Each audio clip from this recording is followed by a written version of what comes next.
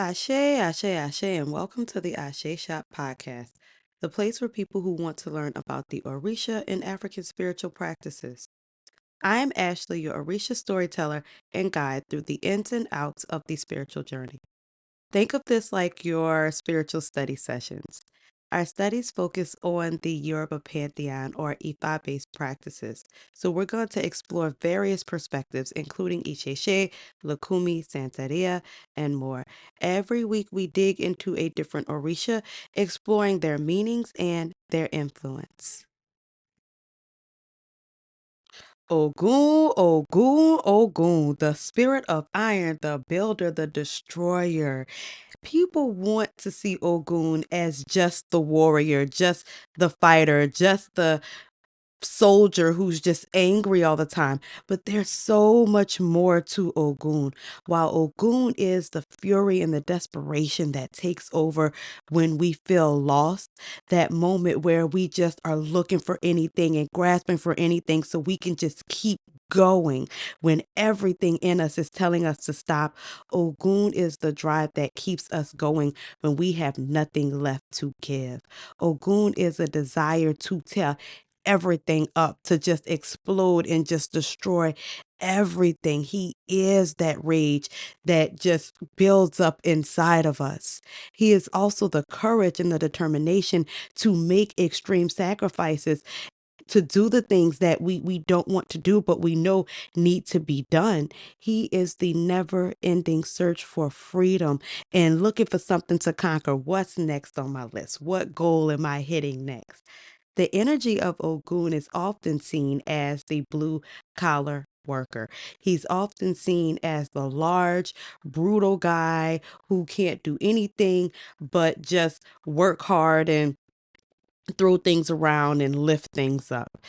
He's not really known for his intellect or his intelligence, but his role is very vital.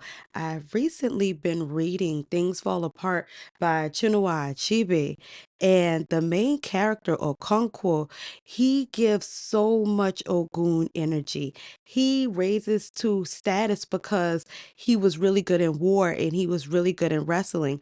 When it comes to being a man and being manly, he is literally the epitome of this. In Okonkwo, we very much see the energy of Ogun and what an Ogun like energy would have looked like in a communal setting.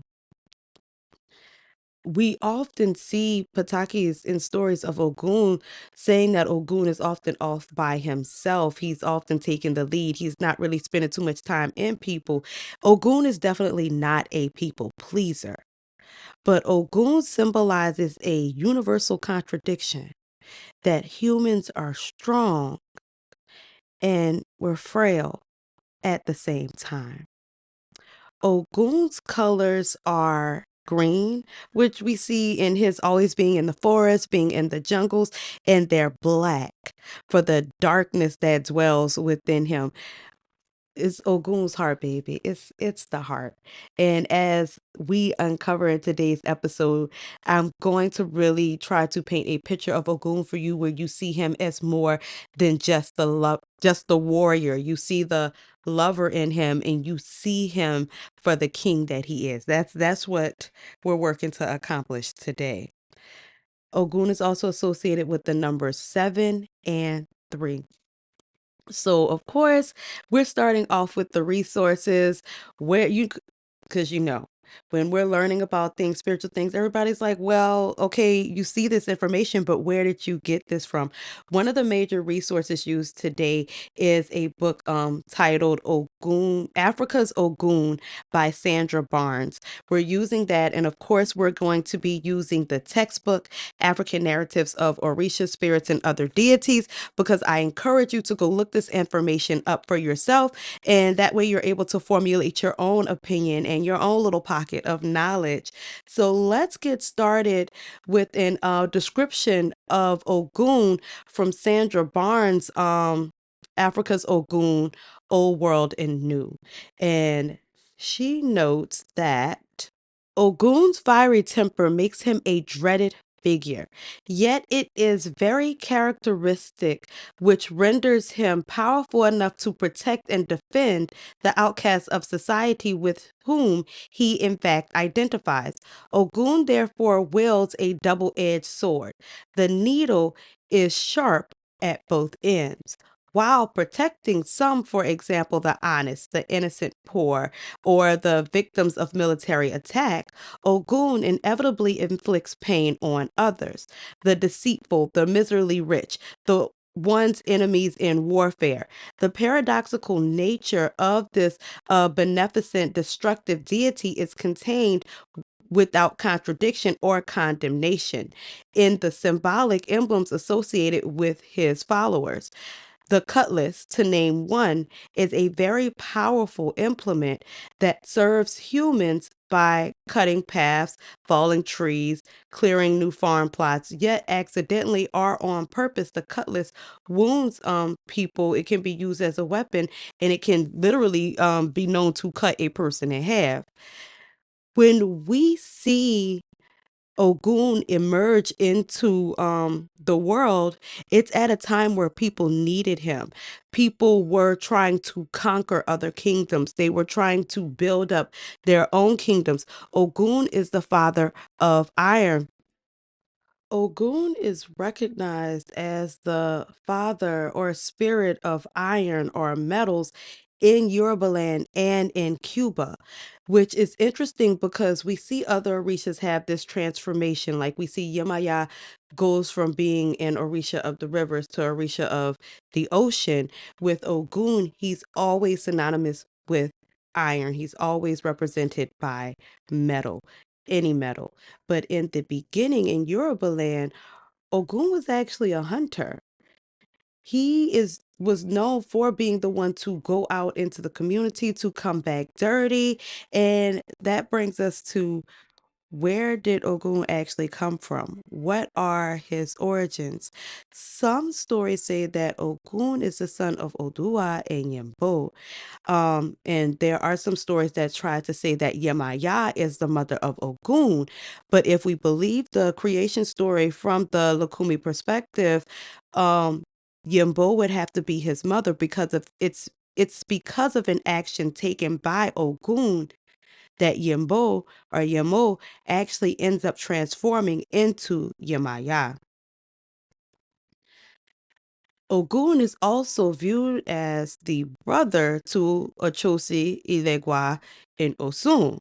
Osun, the white rooster, not Oshun, the Orisha of the rivers.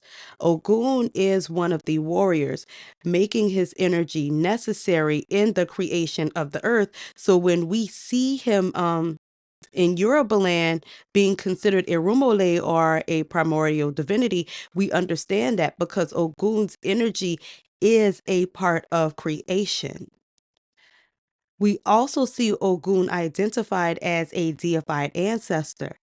The deified ancestor is of earthly origin and has to do with the tradition that says he was one of the sons of Oduduwa. We know of another son of Oduduwa, who is Orumila, and then we also know of Shango, and we're going to get into those details in their episodes. We see Ogun create and found many towns, which goes with him being a creator divinity, with him being the Orisha of creation. So we would expect for him to be founding many towns. We would expect for him to be conquering people and pursuing different occupations, working at being a hunter, working at being a blacksmith, working at being a warrior and a soldier. Many Ogun temples still exist in Yoruba land today.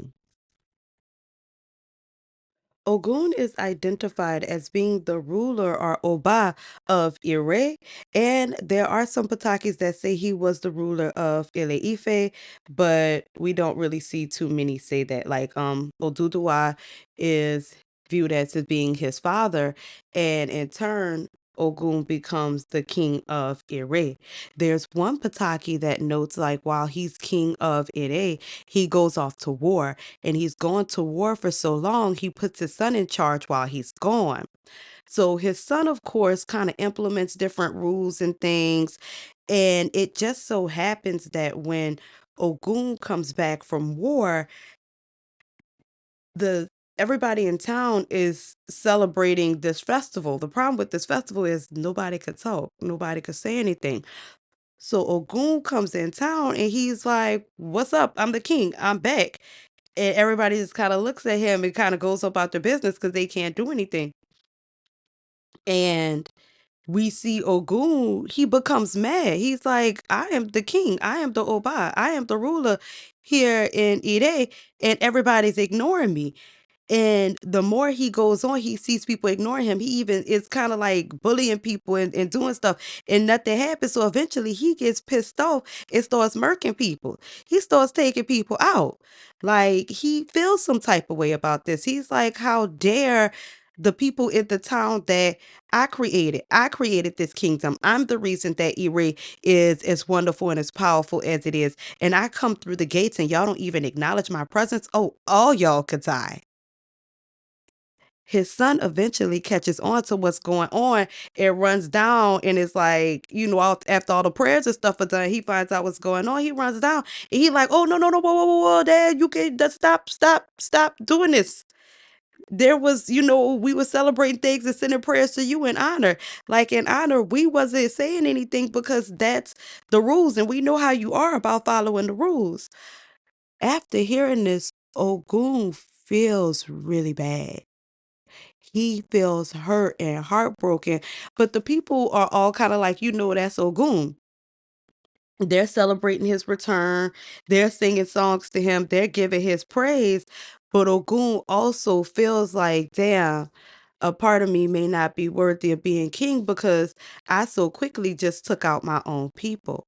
In this Pataki, we see the frailty of Ogun. We see the frailty of his ego because we can definitely see a lot of ego in the energy of Ogun.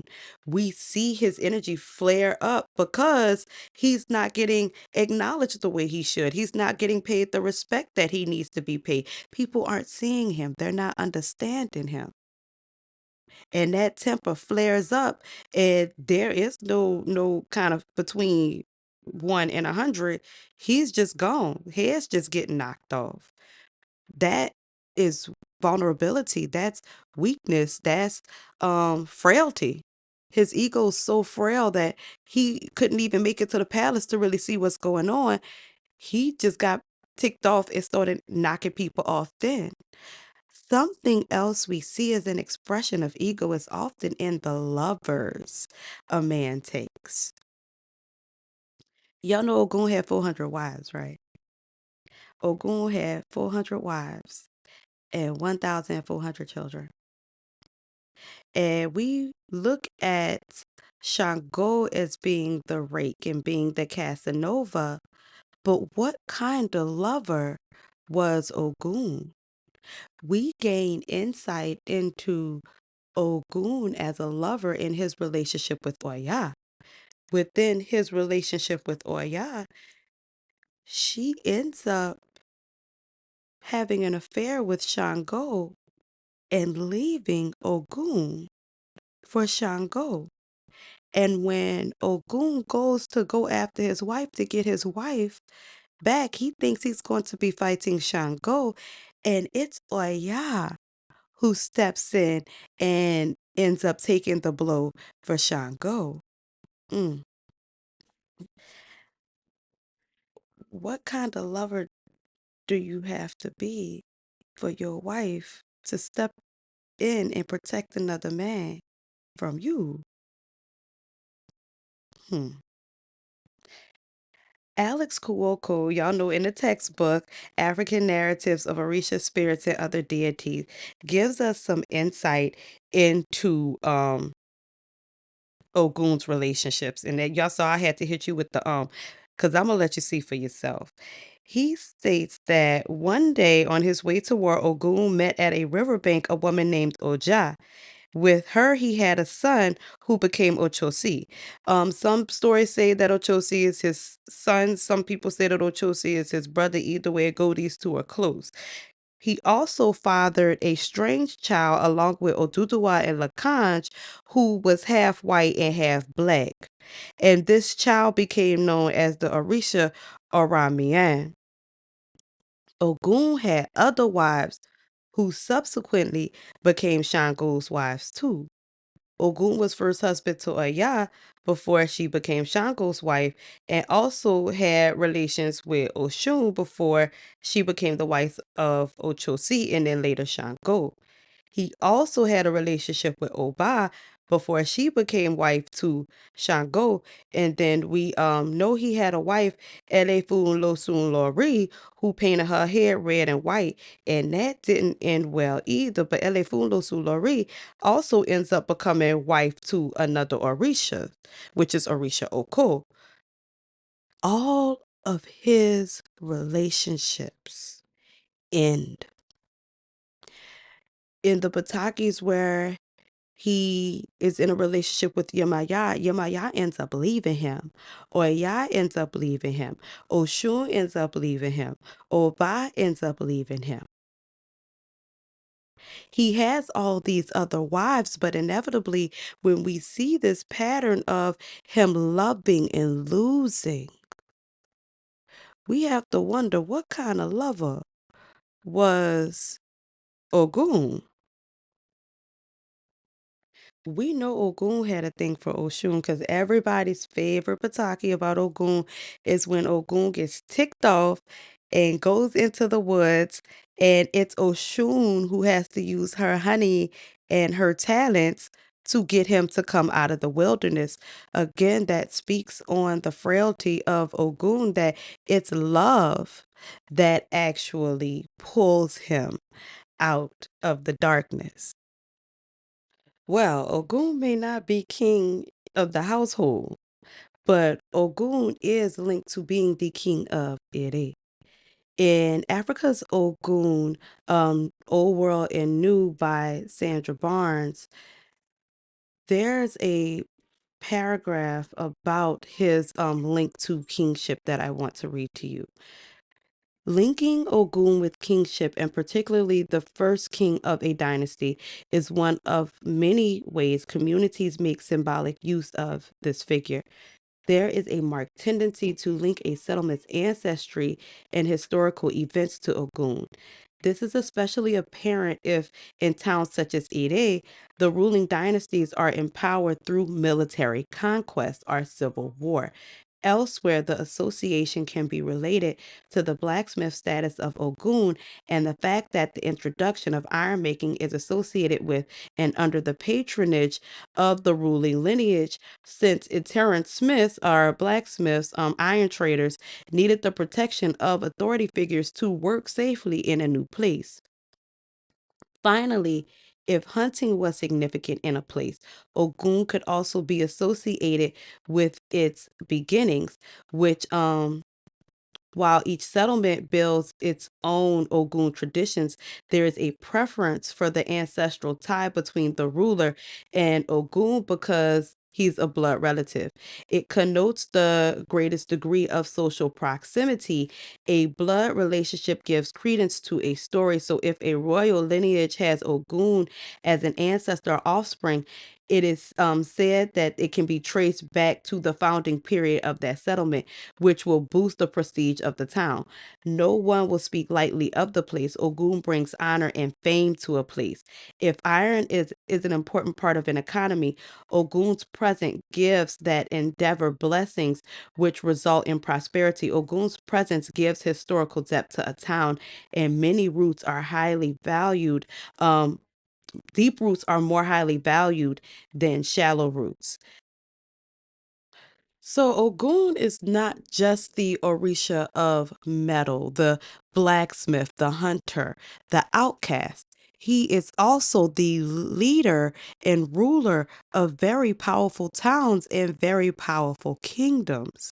This gives us a broader perspective on Ogun, but then we also see the conflict here where Ogun becomes king because the town or the village or the kingdom is in a time of war, in a time of conquest where a warlike leader is necessary. What happens when Ogun, his energy is no longer necessary or the people are at peace? We see this within the Pataki where Oshun ends up having to go rescue Ogun for the wilderness because the entire reason he goes into the wilderness is because the people are treating him like they no longer need him. Barnes goes on to write in her book Africa's Ogun. She gives us an illustration of Ogun as a leader and gives us some insight into what that is like compared to Shango as a leader. So she writes, as a force to build empire, Ogun is challenged by Shango. In early Alafin of Oyo, deified as the thunder god, in a analysis, J.L. Mattery has persuasively shown that Shango was much more than just the official cult of the regime. He was the very icon of the means and manners of the Alafin's rule. Through his messengers, the royal wives and Shango's priests, who all stood as wives to the god king as possessing husband, Mattery goes on to contrast Ogun with Shango as a deity who was more effective as a pathfinder or culture hero than as a ruler, to whom myth presents as failing to sustain his marriage with Yemayá. This is fair enough as far as the mythic representations go, but does not capture the manner in which Ogun's cult realized its communal importance, particularly among the Eastern Yoruba. The central feature is that despite his linkage to royal ancestors, Ogun is typically more of a civic than royal cult. So he's not really seen as the Alafin. His people are not really seen as being kings and queens. They're seen more as your civic leaders, your police officers, your guards, your people who are putting up protection, your soldiers, your generals. That's the area that we're going to see, especially children of Ogun, thrive in. But seeing him as a king and knowing that Ogun's energy also embodies a necessary leader. Ogun is a king of the people. He embodies hard work. He embodies what it's like to be the outcast and not always be accepted. Ogun teaches us about the value of hard work, the value that comes with not fitting in and carving out our own path, building strong relationships, and so much more. I hope this episode helped you gain some perspective into Ogun. Let's take a moment to give Ogun some praise. Mafere fun Ogun onere, the owner of Ere, the king of Ere. Mofere fun Ogun, the owner of the house of wealth, who works tirelessly until the job is done. Ogun, the power and the authority, the epitome of raw masculine energy. The heartbroken king who escaped into the woods only to be rescued by love. Ogun, who finds joy in wars and fights. The king of Ire, the protector of orphans, who opens the path ahead of all of us. Mofere fun Ogun, oni Ire. Ashe, ashe, ashe. Oh. The resources used today can be found in the book list at theasheshop.com, where you can also learn more with our classes on demand. You can book a reading with me, and you can anoint your body with our spiritual bath and body products. Thank you so much for visiting the Ashe Shop. Until next time, ashe, ashe, ashe.